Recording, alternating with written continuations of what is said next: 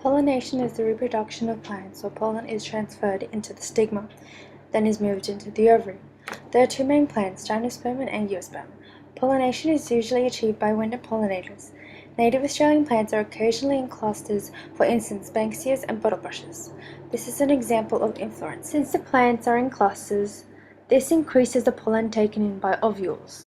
The method of pollination for the wattle is wind. A great quantity of pollen is produced as there is a higher chance of it landing on a stigma. Bottle brushes are pollinated by birds because of its vibrant color. A brush tongue is an adaptation that pollinators have that assists them to soak pollen and nectar from the flower. Plants also have a strong fragrance so that pollinators know where to find the plant. Plants have adaptations such as sticky stigma and pollen grains that can easily float in the wind like dandelions. There are two main types of pollination, self-pollination and cross-pollination. Seed dispersal is the transport of seeds with the assistance of animals and insects. Some plants are adapted so once the wind blows, the seeds scatter and disperse. The Australian plant, speargrass, is dispersed by wind and the light seeds float in the breeze, which can be carried for a long distance. This means the species is more likely to survive dangers of environmental change. Another example of seed dispersal is a plant called sheep's burr.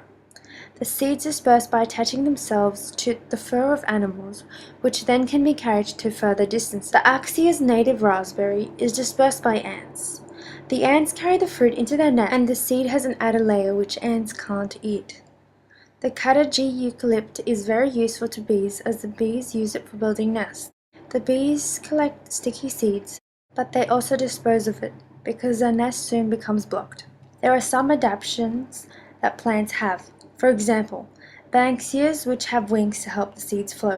Asexual reproduction is reproduction by mitosis, without gametes. Only one parent cell is required. Examples include budding, vegetative propagation, and apomixis. Budding is when the organism develops offspring on the outer layer of the parent. It separates when it is mature. Budding tends to form large colonies such as coral and the hydra. Another example of asexual reproduction is vegetative propagation. Vegetative propagation is when new organisms arrive along the leaf margin. An example of this is the sucker.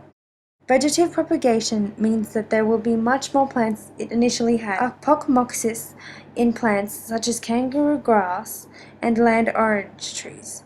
This type of asexual reproduction occurs in angiosperms.